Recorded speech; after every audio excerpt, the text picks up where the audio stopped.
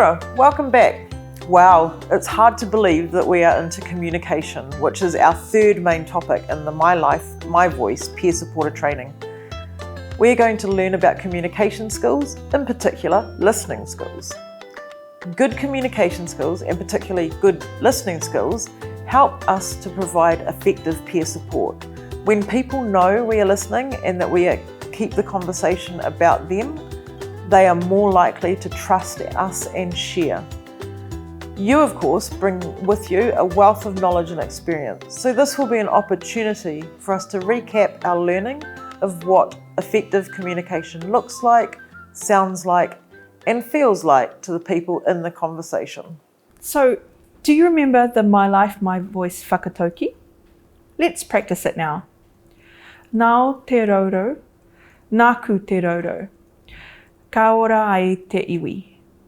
With your food basket and my food basket, the people will thrive. Okay, so let's move forward to the subject of communication, which is huge, and people can spend years studying it. The aim for us is to re-look at the skills we already bring to this space and to tune our listening or interacting skills. We want to communicate with purpose.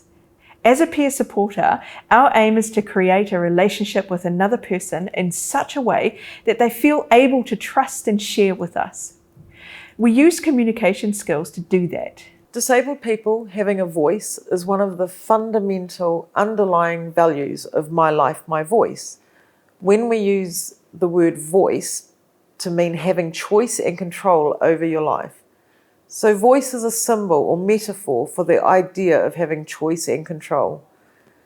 It doesn't exclude people who communicate non-verbally or use technology. A voice means to be in charge of your life and the decisions that affect your life, which isn't always easy for disabled people. We do not always have a voice or a say in our own lives. We can sometimes be considered vulnerable and incompetent. We often find ourselves being overprotected by friends and family, and sometimes adults can be treated like children. Changing these stereotypes are part of the reason why peer support between two disabled people is so valuable. In this training, we always try to use inclusive language. But if we say something that you experience as exclusive for any reason, we would really appreciate it if you could let us know. Your feedback is the best way we can improve this training. So, what is communication? To start this conversation, we have a video we are going to use to spark our thinking about communication. We'd like to play the video, which is called How Can I Communicate Better with People with Learning Disabilities? We're slightly uncomfortable about the title because why would there be any difference in how we communicate with people who have different impairments? Also, it is not an Aotearoa New Zealand video. But after much searching, we think this one is okay. The organisation who made it is a disability rights-based organisation called Change People, and it is led by disabled people in the United Kingdom. Their values align with ours based on what is on their website.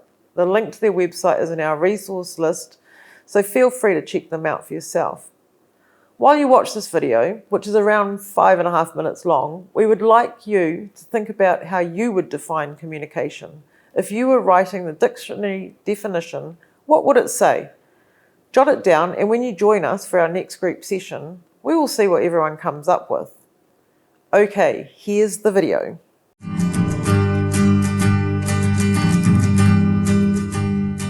Talk their language. Some people actually use VSL, so I might need interpreters. Other people, yeah, they can understand it, but it might take a little bit longer to process, as it does with me. Braille, like the person who's blind. So like it's in Braille they can read it and like communicate with someone who's blind by a different way. And with someone who's deaf, sign language, because then they can understand how to work with that person much better. Don't be patronising. Do they need more out? Maybe draw pictures if you can, or find explain things in a way that is suitable for them.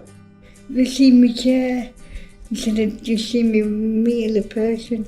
By talking to them, not mentioning like speaking fast to them, spending time with them and getting to know them before they communicate. Someone with disability is exactly the same as someone without, but just might take longer to understand things and longer time to explain things, so that person needs to take time to listen to them. Well, you've got to make time because you're speaking to a person with a learning disability, and you want my views. You've got to go at my rate of speed. Well, for me, it's important that people are clear, really, and that they sort of take their time to sort of make sure that I understand what they're saying. And I could have trouble with that because my hearing's not great, or because they're using a turn of phrase I'm not familiar with, or whatever. But at the same time, I don't really want people to speak with me very much differently than they would someone else, because some people when they find out you're disabled do get quite condescending, and that's not good. Listen carefully, ask questions, and be more understanding and sympathetic. Just take your time, don't rush it, just answer slowly questions, because if you rush a question, they're not going to get in their head properly in time. It's like they're not going to get in there, they're not going to listen in time to the question. Speaking up to the doctors and saying, I can't understand this, can you talk to me more clearly so I can understand it? Communicate to me, not you or my carer.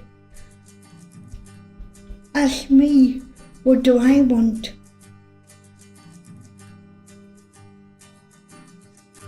People with learning disability, they're the best people to train, because they are expert and they can train other people with learning disability and professionals without learning disability how to communicate,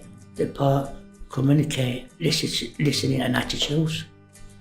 Like a snowball effect. They should be trained upon a disability awareness, so they can understand the person with disability and they know who they're talking to, with disability. Nurses and doctors and the other higher people on top to realise we are people. We're not just numbers. We're not just things on paper. We are people.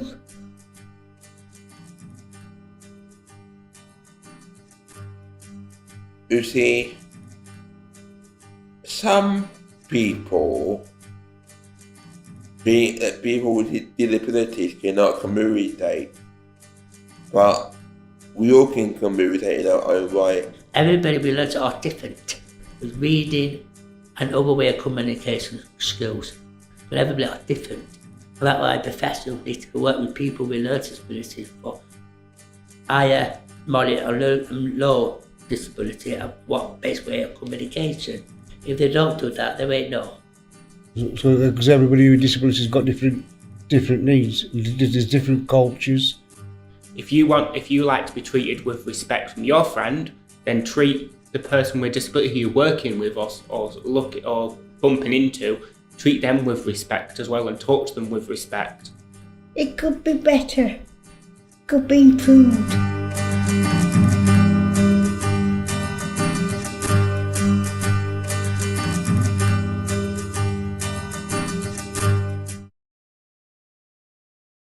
Welcome back. We hope you found that video useful and that it got you thinking about a definition of communication. In your Puka Puka, or resource book, we have given the definition of communication as: communication is the process by which people exchange information, feelings, and meaning through verbal and non-verbal messages. What we mean by verbal and non-verbal messages includes what is said, the words that you use, tone, how something is said, facial expression, the look on your face, body language, including gestures and posture, how you hold your body. So, you may have noticed that this definition doesn't specifically mention the way people in the disability community communicate. Let's think about those ways now. I can think of some, and I'm sure Sean can think of some too. So I can think of New Zealand Sign Language, Easy Read, email, text. Sean, what did you think of?